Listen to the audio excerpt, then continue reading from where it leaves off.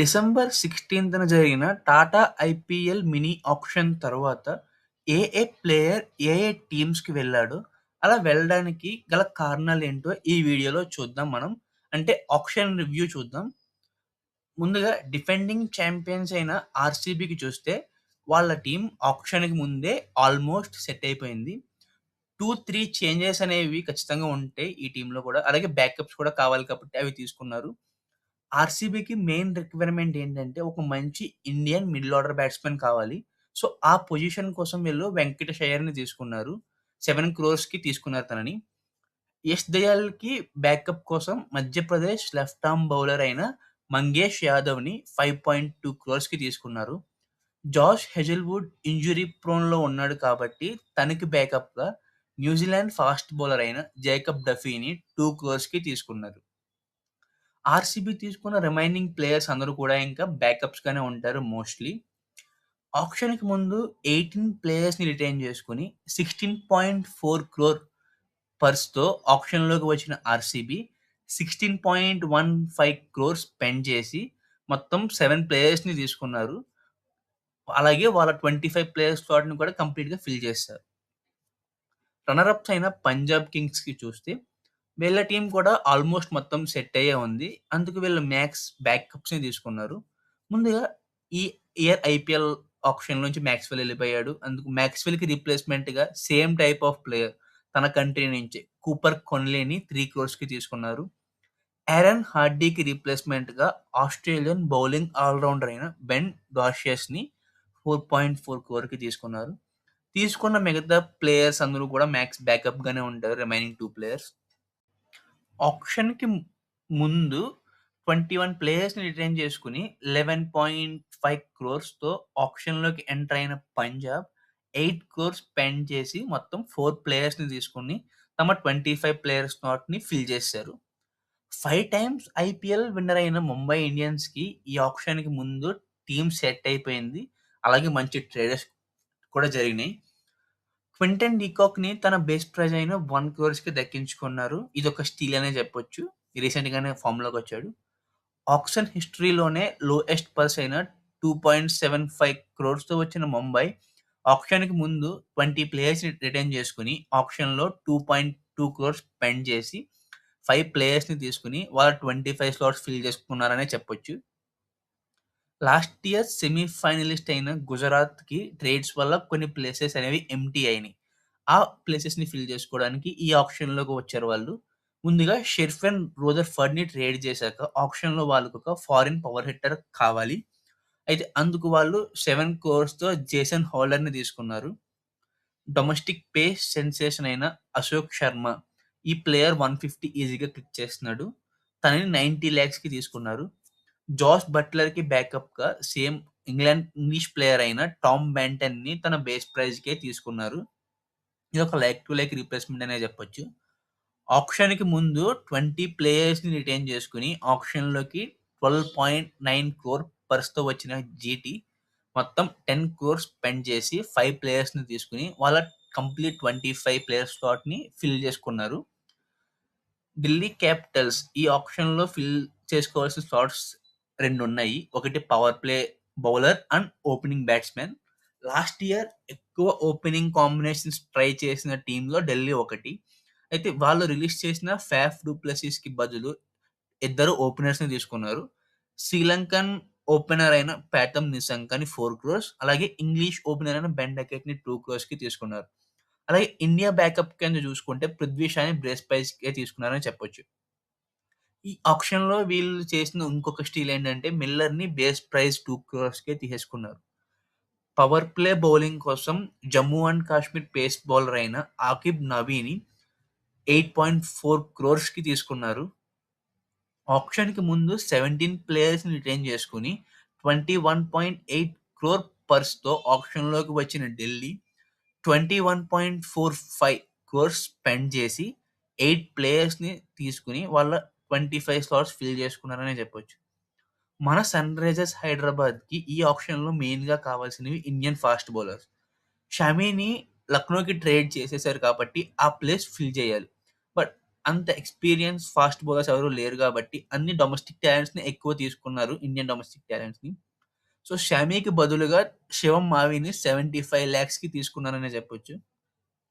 ఈ ఆక్షన్‌లో ఎస్ఆర్‌హెచ్ చేసిన పెద్ద బై ఏమన్నా ఉందా అంటే అది లియామ్ లివింగ్‌స్టన్‌ని 13 క్రోర్స్‌కి తీసుకున్నారు. తను ఒక స్పిన్ ఆల్ రౌండర్ కాబట్టి ఒకవేళ ప్లేయింగ్ లెవెన్‌లో ఉంటే ఒక స్పిన్నర్ స్లాట్ కవర్ అయిపోతుంది విత్ జీషాన్ అన్సారీ. ఆక్షన్‌కి ముందు 15 ప్లేయర్స్‌ని రిటైన్ చేసుకొని 25.5 క్రోర్ పర్స్‌తో ఆక్షన్‌లోకి వచ్చిన ఎస్ఆర్‌హెచ్ మొత్తం 20 క్రోర్స్ స్పెండ్ చేసి 10 ప్లేయర్స్‌ని తీసుకొని వాళ్ళ 25 స్లాట్స్ ఫిల్ చేసుకున్నారు. Lucknow super Giants. ఈ ఆక్షన్‌లో కొన్ని స్టీల్స్ చేసిందనే చెప్పొచ్చు. అలాగే ఆక్షన్‌కి ముందు కూడా షమి అండ్ అర్జున్ టెండూల్కర్‌ని ట్రేడ్ చేసుకున్నారు. వీళ్ళు స్టీల్స్ అంటే బేస్ ప్రైస్‌కే హసరంగా ఒక స్పిన్ ఆల్ రౌండర్‌ని అలాగే అన్రిక్ నాకియా ఫాస్ట్ బౌలర్‌ని తీసేసుకున్నారు. అయితే వీళ్ళు ఎక్కువ ప్రైస్ పెట్టిన player Aussies wicket keeper batsman అయిన జోష్ ఇంగ్లీష్‌కి 8.6 క్రోర్స్ ఇచ్చి తీసుకున్నారు.